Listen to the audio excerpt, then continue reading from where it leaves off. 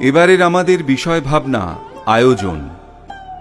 দৃশ্যত এটি একটি গার্ডেন চেয়ারের দ্বারা নির্মিত মণ্ডপ হলেও মূলত এটি একটি সামগ্রিক ভাস্কর্য, যা সার্বিকভাবে একটি জায়গায় স্থির হলেও তার স্থাপত্যে চলমানতা বিদ্যমান। সর্বপ্রথম প্রবেশদ্বারটির নির্মাণ দেবীর মুকুটের আদলে করা হয়েছে। তারপরেই বাম দিকে একটি পুরনো ঠেলায় কিছু চেয়ারের স্তূপ বয়ে আনবে অনুষ্ঠানের আভাস। তারপরেই থাকছে কিছু চলমান চেয়ার, যা নির্দেশ করে বিভিন্ন স্থানে বিভিন্ন অনুষ্ঠান অনুযায়ী চেয়ার সমূহের স্থান বদল।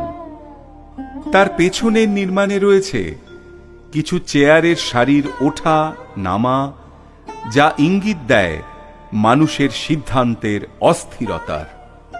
ডান দিকে থাকছে চেয়ারের গ্যালারি, যা প্রমাণ করে যে কোনো রকমেরই অনুষ্ঠান সার্থকতা পায় দর্শক আসনের ভিড়ে। মূল মাতৃমণ্ডপটি নির্মিত হয়েছে সম্পূর্ণভাবে একটি চেয়ারের সাথে আরেকটি চেয়ারের বন্ধনে, যা মানবিক সমন্বয়ের প্রতীক। মাতৃমণ্ডপের মধ্যেও থাকছে কিছু চলমান চেয়ারের সমষ্টি। কিছু সাধারণ মানুষের সিদ্ধান্তেই কিছু কিছু মানুষ অসাধারণ স্তরে আসীন হয়।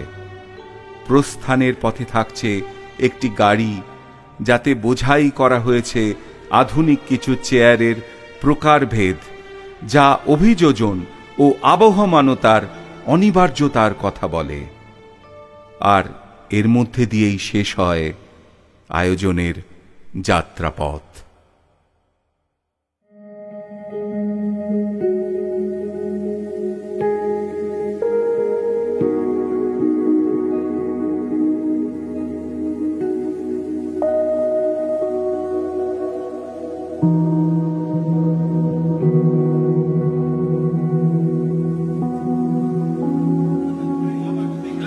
যারা যারা অঞ্জলি দিতে ইচ্ছুক তারা মণ্ডপ প্রাঙ্গণে চলে আসুন।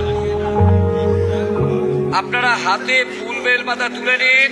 হ্যাঁ, এবারে বলুন ওম সর্বমঙ্গলা মঙ্গলে, ওম সর্বমঙ্গলা মঙ্গলে, শিবে সর্বার্থ সাধিকে, শিবে সর্বার্থ সাধিকে, শরণ্যে ত্রম্বকে গৌরী, শরণ্যে ত্রম্বকে গৌরী, নারায়ণী নমস্তুতে, নারায়ণী নমস্তুতে।